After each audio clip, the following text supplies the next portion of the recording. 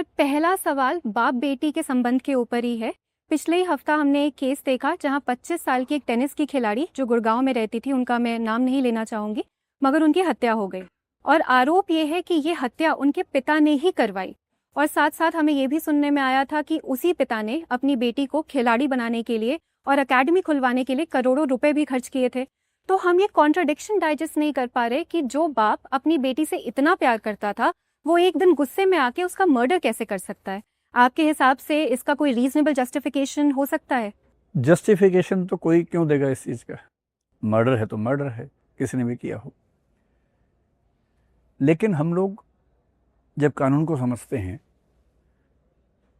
तो लीगली तो ठीक बात है कि फादर पे ही आरोप है कि उसने मारा है, सही बात है।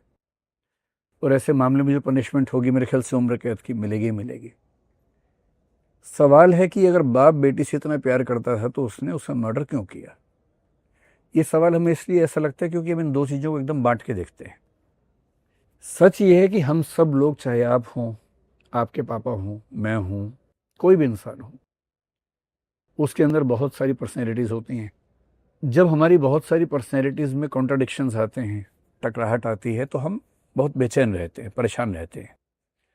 मनोविज्ञान में तो स्प्लिट पर्सनैलिटी एक शब्द चलता है कि बटा हुआ व्यक्तित्व है। सबसे सफल लोग वो हैं जिनका मन, वचन, कर्म, आंतरिक जीवन, बाहरी जीवन सब एकदम सीधा हो। ऐसे लोग एग्जिस्ट नहीं करते। कॉन्ट्राडिक्शन सबके अंदर है। लेकिन अब इस केस की बात अगर करें, वो व्यक्ति अपने गांव से निकल के बड़े शहर में आया। ये दिक्कत आमतौर पे उन्हीं घरों में होगी जहां सेकंड जनरेशन वो है जो बड़े शहर में रही है और पहली जनरेशन वो है जो गांव से शहर में आई थी।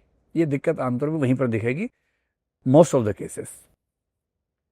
तो वो आदमी ठीक ठाक पैसा कमाता था, उसको लगा कि मैं अपने बच्चों को अच्छी परवरिश दूं, बड़े शहर में गया, अंग्रेजी स्कूल में पढ़ाया और हर तरह की एजुकेशन जो देश विदेश में हो सकती है सारी अपने बच्चे को दिलवाई। टेनिस खिलवाया कि वो इंटरनेशनल प्लेयर बने। हरियाणा में लड़कों का भी और लड़कियों का भी प्लेयर बनने का एक रुझान रहता है और पेरेंट्स सपोर्ट भी करते हैं आमतौर पे। होता क्या है कि जब हम बच्चों को पढ़ने के लिए भेजते हैं बड़े शहरों में, बड़े स्कूलों में, हम चाहते हैं कि वो सीख ले, वहाँ से इंग्लिश सीखे, टेनिस सीखे, गणित सीखे, लेकिन जो सामाजिक परंपराएं परिवार की हैं पिछली पीढ़ियों की, उनमें विचलन नहीं होना चाहिए। पर जब बच्चा स्कूल में जाएगा, कॉलेज में जाएगा, तो पूरा व्यक्तित्व लेके गया है, नए दोस्त भी बनेंगे, नया माहौल मिलेगा। बाप का एक पैर गुड़गांव में है, एक गांव में है, गांव के सब दोस्त उसके वहीं पर हैं, जात बिरादरी के लोग बात करते हैं, वो हर सप्ताह वहाँ जाता है तो जात बिरादरी बैठती है, सबके घरों पर बात होती है। तो वहाँ कुछ लोग कहते होंगे कि भाई तेरी छोरी हाथ से निकल गई।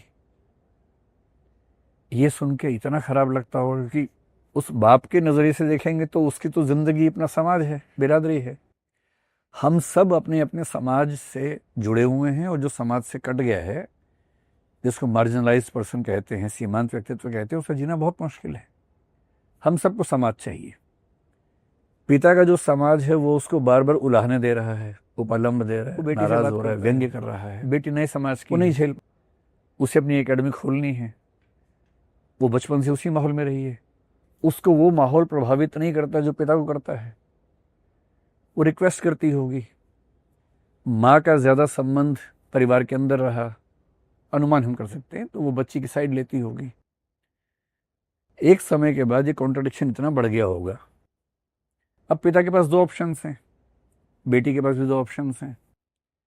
या तो बेटी अपनी पूरी नई जिंदगी को भूल के पिता के हिसाब से, उस परंपरागत समाज के हिसाब से जिए जैसा पिता चाहते हैं, वैसा वो नहीं कर पा रही होगी, आसान भी नहीं है। पिता के पास ऑप्शन ये है कि भाई या तो मेरी बात मान लो, मेरे हिसाब से रहो, क्योंकि मैं सामाजिक अपमान नहीं झेल पा रहा हूँ, या फिर मैं तुम्हें मार दूंगा। एक तीसरा ऑप्शन भी था कि मैं तुमसे संबंध तोड़ लूंगा। वो ऑप्शन दिमाग में नहीं आया होगा या आने दिया नहीं होगा किसी ने।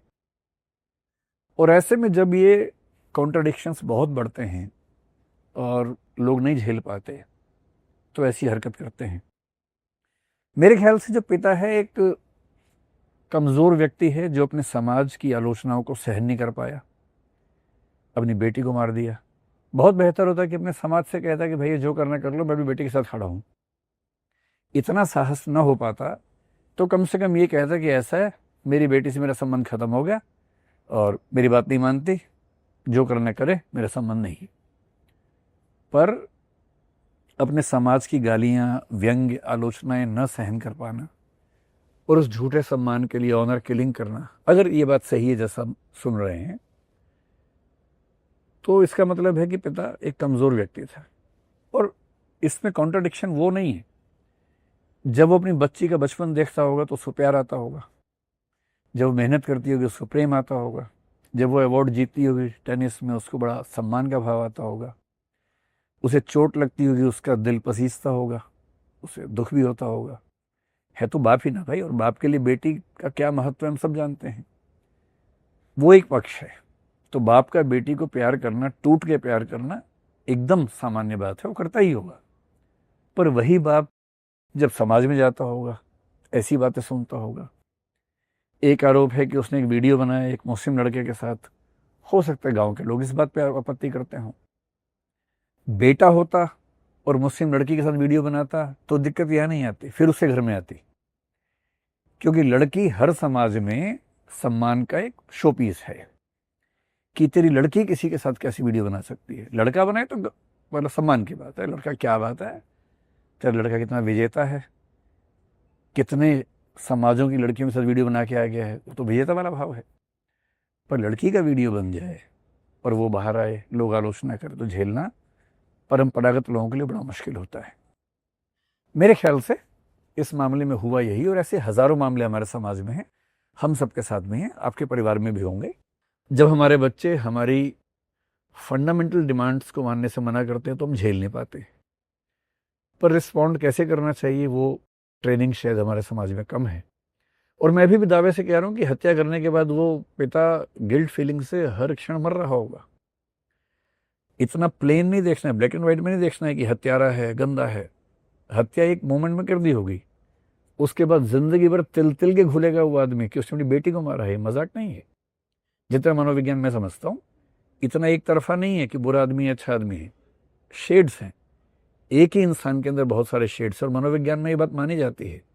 आप लोग सोच के देखिएगा, जिस इंसान को आप सबसे ज़्यादा प्यार करते हैं, कुछ मोमेंट्स में सबसे ज़्यादा नफरत भी उसी से करते हैं। तो एक ही इंसान से प्यार होना और नफरत होना ये सामान्य बात है। इस हद तक नफरत हो जाए कि आप गोली मार जाओ उसको, ये थोड़ा सा अटपटी सी बात है। Thank you sir. और इसी से एक गंभीर मुद्दा निकल के आता है ऑनर किलिंग का। जैसे हम बचपन से सुनते आ रहे हैं कि ये मत करो, वो मत करो, जात बिरादरी के लोग क्या कहेंगे, समाज क्या कहेगा, और एक दिन उसी समाज की बात में आके एक इंसान गलत कदम उठा लेता है, ऑनर किलिंग कर देता है। तो इसमें असली दोषी कौन है? वो इंसान जो ये कदम उठा रहा है, या फिर वो समाज जो उसको उकसा रहा है? लीगल एंगल से देखेंगे तो दोषी वही जिसने गोली चलाई है, या तलवार चलाई, चाकू चलाया। कानून ये मान के चलता है कि 18 साल से बड़ी उम्र का व्यक्ति फ्रीडम ऑफ विल रखता है। फ्रीडम ऑफ विल का मतलब है कि अगर किसी ने मुझे उकसाया तो भी मेरे पास ये ऑप्शन था कि मैं उकसावे में आऊँ या ना आऊँ। मैं आ गया, मैंने गोली चला दी, तो जिम्मेदारी तो मेरी बनती है। तो लीगली तो रिस्पॉन्सिबल वही व्यक्ति जिसने हत्या की है, उम्र कैद उसी को होगी। ज़्यादा से ज़्यादा ये हो सकता है कि अगर ऐसे प्रूफ मिलते हैं कि कुछ लोगों ने उसको उकसाया था, और उकसाने का मतलब क्या है, अगर ये कहा था कि बेटी हाथ से निकल गई है तो ये उकसावा नहीं है। अगर ये कहा कि बेटी को मार दो, गोली मार दो उसको, मैं होता मार देता गोली, ऐसी बातें की हैं, तो एबेटमेंट जैसा कोई क्राइम उस पर हो सकता है कि बने। लेकिन अगर हम थोड़ा ब्रॉड पर्सपेक्टिव में देखें तो मेरा ख्याल है कि जिम्मेदारी समाज की ज़्यादा है। मजबूत से मजबूत इंसान भी जब पूरा समाज उसके पीछे पड़ जाए वो झेल नहीं पाता है। परिवार कोई नहीं झेल पाते हैं। आपके परिवार में 5 लोग हैं, बाकी चारों आपके पीछे पड़ जाए, रोज़ दबाव बनाए, सुबह से रात तक दबाव बनाए, कब तक आप झेल पाएंगे? एक समय के बाद अंत में आप वो कर बैठेंगे जो परिवार चाहता है आपका। अब जात बिरादरी अगर ऐसा करने लगे, गांव के 100 लोग हैं, 100 के 100 ऐसी बात कह रहे हैं, उकसा रहे हैं, प्रेरित कर रहे हैं, कब तक कोई झेलेगा इस चीज़ को? तो सच बात है कि ऑनर किलिंग जैसे मामलों में नैतिक अपराध तो समाज की ओर से होता है, कहीं भी हो, भारत में हो, यूरोप में भी होते रहे हैं, अमेरिका में भी होते रहे हैं। अभी अमेरिका में ब्लैक्स एंड वाइट्स के अपराध जो होते हैं उसमें वो वाला भाव होता है। ऐसे कई अपराध हुए हैं, किसी ब्लैक व्यक्ति को सिर्फ इसलिए मारा गया कि हमारे ऑनर के खिलाफ उसने काम कर दिया है। कितने ऐसे केसेस हैं। कैशियस क्ले मतलब ओलंपिक गोल्ड मेडलिस्ट था, उसके साथ ये सब घटनाएं हुई। उसने अपना ओलंपिक गोल्ड मेडल फेंक दिया था नदी के अंदर इसी वजह से, नाराज होके। तो दुनिया के किसी भी समाज में अगर ऑनर किलिंग हो रही है या कोई भी ऐसा क्राइम जो समाज के सम्मान के नाम पे हो रहा है, नैतिक अपराध तो समाज का है, क्योंकि उसने दबाव बनाया। इतना दबाव कि झेलना संभव नहीं होता है।